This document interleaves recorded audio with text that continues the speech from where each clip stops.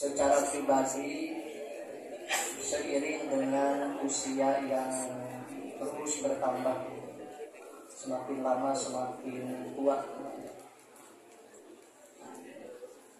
semakin banyak hal yang menjadi bahan tafakur. Banyak sekali hikmah-hikmah yang diberikan, hikmah-hikmah yang tersampaikan dan sangat penting artinya bagi kehidupan. Melalui momentum halal bihalal pada siang hari ini, sedikit Al-Fakir berkontemplasi kepada diri pribadi. Seiring dengan banyak sekali kata-kata hikmah yang diperoleh dalam perjalanan hidup hingga saat ini, yang mungkin itu tersampaikan secara non formal dan boleh jadi tidak diketahui oleh orang lain, karena hikmah-hikmah tadi tersampaikan dalam satu kesempatan yang tidak formal, satu kesempatan 4 mata yang itu sangat terasa seiring dengan waktu. Ketika awalnya tidak dipahami, tidak dimengerti, tetapi seiring waktu, seiring berjalannya usia, seiring perjalanan kehidupan, terlihatlah bagaimana faidah-faidah yang terkandung dari kata-kata hikmah tadi. Terutama para al-mukarramin wal mukarramah, seiring waktu Al-Fakir juga merasakan ketika dulu kita sebagai murid, kita sebagai santri, kita sebagai anak, pada satu kesempatan peran kita beralih. Boleh jadi ketika di masa kita mengarungi perjalanan itu tidak terasa, tidak kita rasakan faedahnya. Tetapi ketika berganti generasi, maka apa yang mungkin nasihat sederhana, petuah yang boleh jadi dianggap biasa, tapi ternyata di balik itu ada faedah yang luar biasa. Bahwa berhasilnya kehidupan kita, ukurannya ternyata tidak dilihat dari sisi artifisial, tidak dilihat dari sisi yang bersifat materi. Secara madiyah, seorang ustadz yang berhasil itu ketika punya santri banyak. Secara madiyah, seorang pebisnis itu dikatakan berhasil ketika omsetnya ratusan juta. Secara madiyah, dalam sebuah perjalanan karir dianggap berhasil ketika meraih jabatan yang tinggi. Tetapi seiring waktu kita merasakan bahwa itu hanya sekedar ukuran-ukuran yang bersifat materi, yang kadang-kadang para al-mukarramin, Al-Fakir rasakan hal yang bersifat materi, yang bersifat artifisial, yang sifatnya bungkus, sering itu menjadi tujuan utama, sering menjadi ukuran keberhasilan. Padahal pada kenyataannya tidak.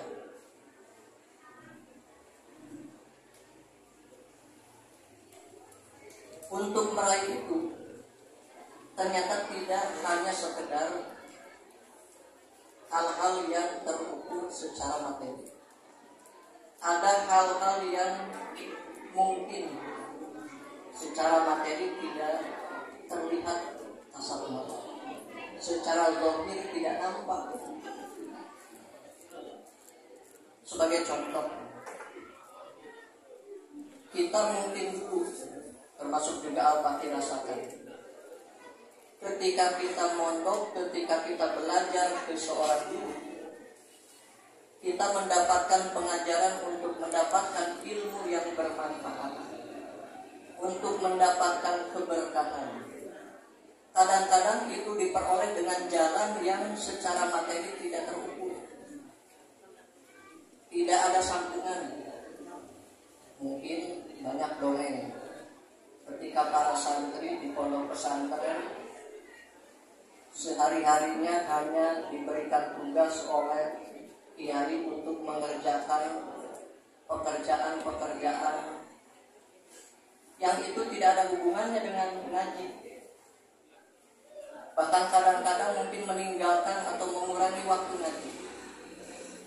Tetapi luar biasanya justru Allah Subhanahu wa Ta'ala memberikan jalan datangnya ilmu yang bermanfaat melalui jalan itu. Pengajaran-pengajaran itu para al-mukarramin semakin terasa oleh al-fakir ketika punya anak. Ketika anak sudah masa mondok, ketika anak sudah masanya dititipkan di pesantren, ketika anak sudah masanya dititipkan kepada seorang kiai,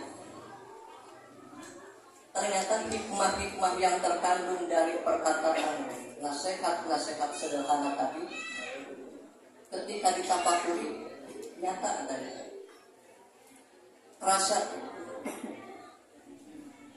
Al-fakir para al-mukarramin padahal dititipkan di pondok pesantren yang ajengannya kiainya itu boleh dikatakan teman akrab, teman karib. Tetapi pada saat al-fakir menitipkan anak kepada beliau, maka al-fakir mengubah cara pandang, bahwa ketika bertemu bukan lagi bertemu dengan sahabat, bukan lagi bertemu dengan teman, tetapi bertemu dengan guru. Karena bagaimanapun beliau adalah guru dari anak. Maka siapapun yang menjadi guru anak al-fakir itu pun juga menjadi guru bagi al-fakir. Padahal tentu para al-mukarramin kalau disetarakan barangkali terlalu berlebihan. Ketika kita menunjukkan khidmat, hormat, tawadu di hadapan sosok yang sebetulnya secara posisi sama dengan kita, tetapi luar biasanya ayahanda mengajarkan bahwa ketika engkau menghargai guru anakmu, maka itu akan menjadi jalan bagi anakmu mendapatkan ilmu yang barokah. Padahal itu bukan siapa-siapa. Artinya secara logika, apalagi mimbabi Allah, apalagi kalau itu memang guru kita, apalagi kalau itu dari sisi posisi, dari sisi level, dari sisi kesetaraan jauh di atas kita, tentu selayaknya lebih dari itu. Kemudian juga sebagai contoh, ya, ketika menitipkan anakmu dimanapun, maka Anda sebagai orang tua yang harus langsung terlibat. Ketika anakmu pergi ke pondok pesantren, Anda sebagai orang tua yang harus langsung mengantarkan. Ketika ada pertemuan orang tua, maka harus dianggap sebagai acara penting bagi Anda. Bahkan ketika kita memiliki anak di sebuah pondok pesantren, ada program, sebagai contoh, ada kegiatan yang membutuhkan pembiayaan. Misalkan ada kegiatan daurah, kegiatan imtihan, kegiatan lainnya yang itu membutuhkan pembiayaan dari anak kita sebagai santri di pondok pesantren.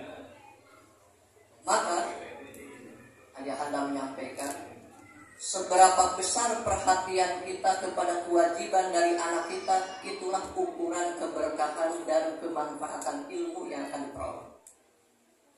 Ketika engkau sebagai orang tuanya menganggap bahwa membayar satria, membayar iuran untuk acara imtihan, membayar iuran untuk liko, membayar iuran untuk daurah sebagai prioritas yang kesekian, setelah Anda lebih memprioritaskan misalkan membeli kendaraan, membeli mungkin sawah, merehab rumah, maka ukuran sederhananya itulah yang akan menjadi ukuran keberhasilan anakmu dalam mendapatkan ilmu dan kebarukan.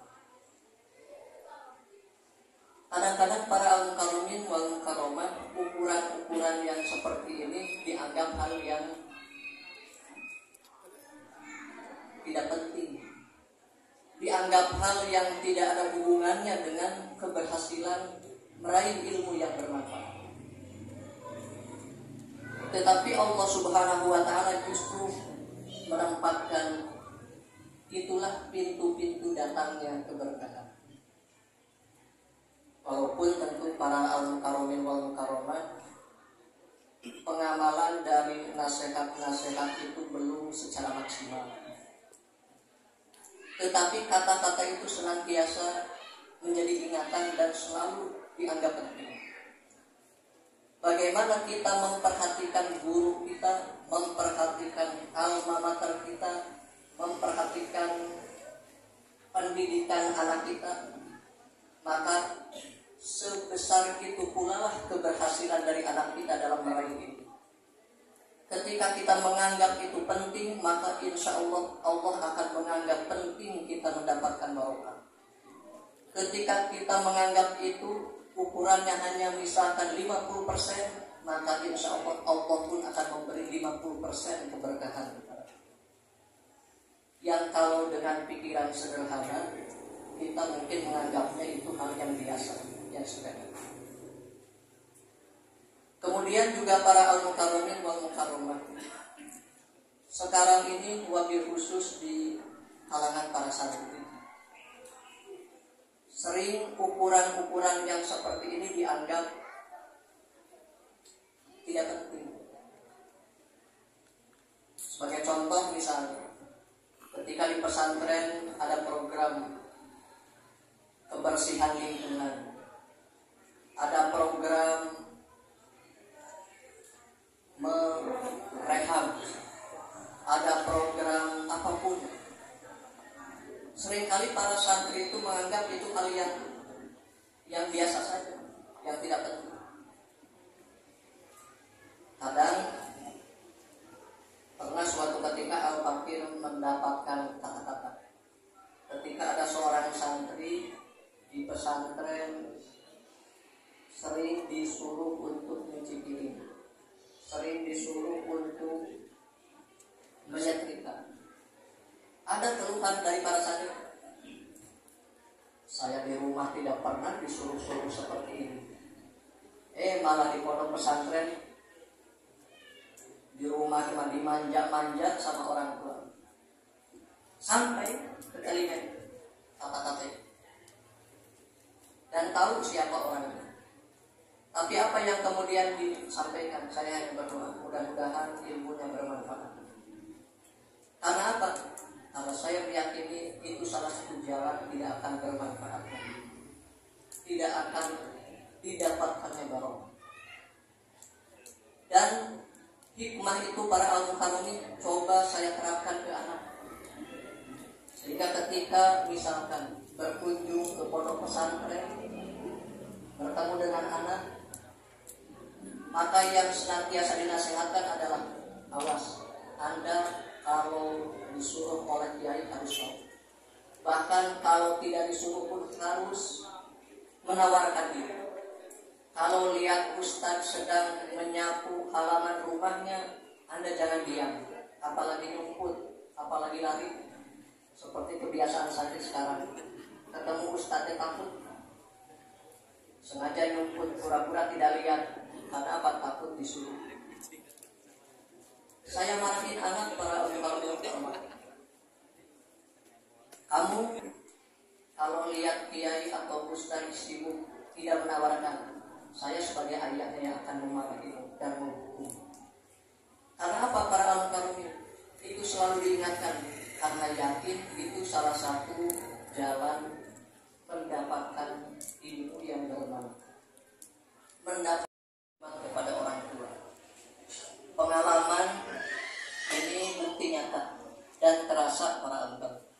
Saya pernah mencoba mempraktekkan ketika ada kata-kata hikmah tadi.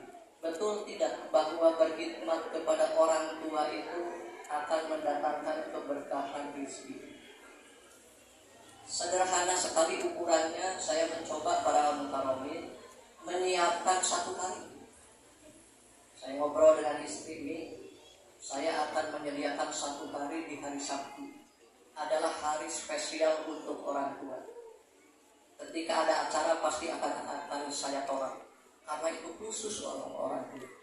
Ketika di hari itu orang tua mau kemanapun, saya akan layani beliau. Saya coba praktekkan para karma.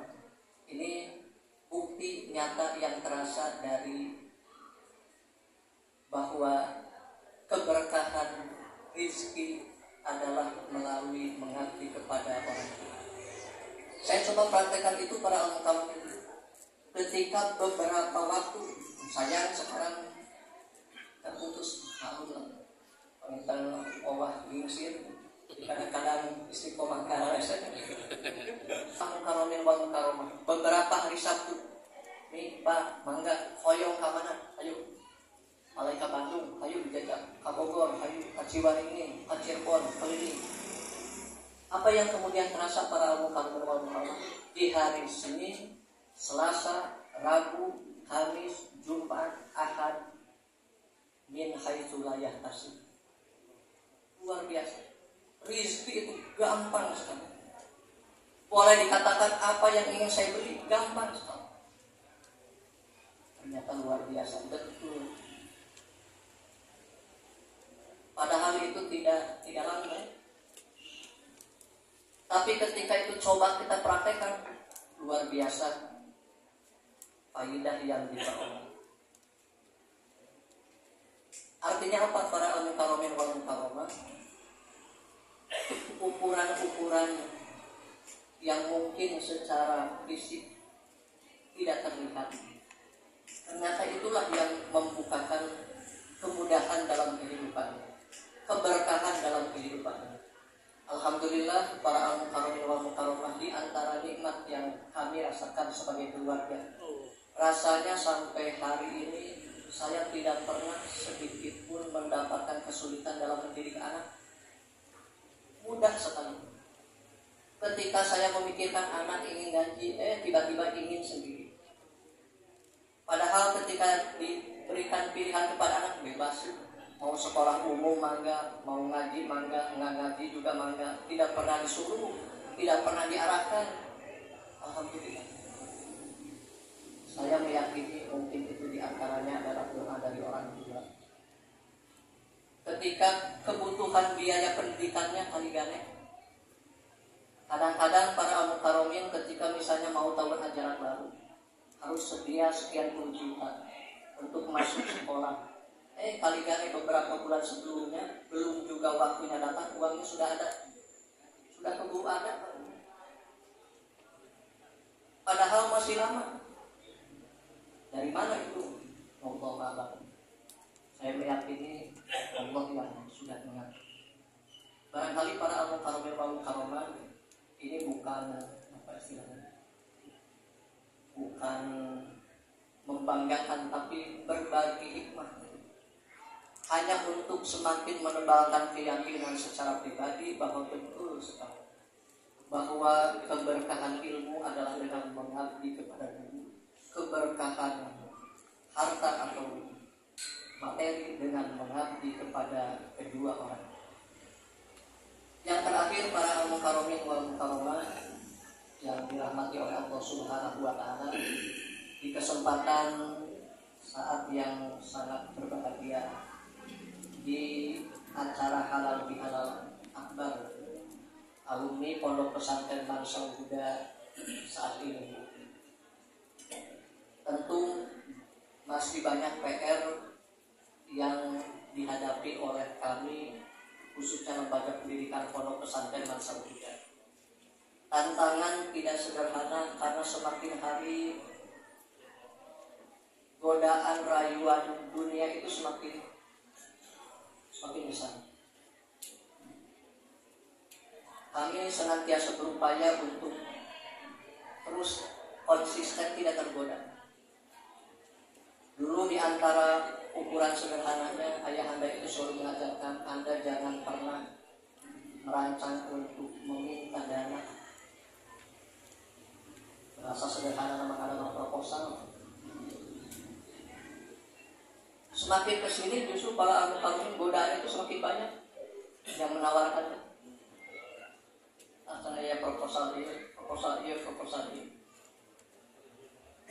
Kadang-kadang para al-mukarramin wal mukarramah saya berpikir, apakah ini karunia dari Allah ataukah ujian godaan? Nikmatin.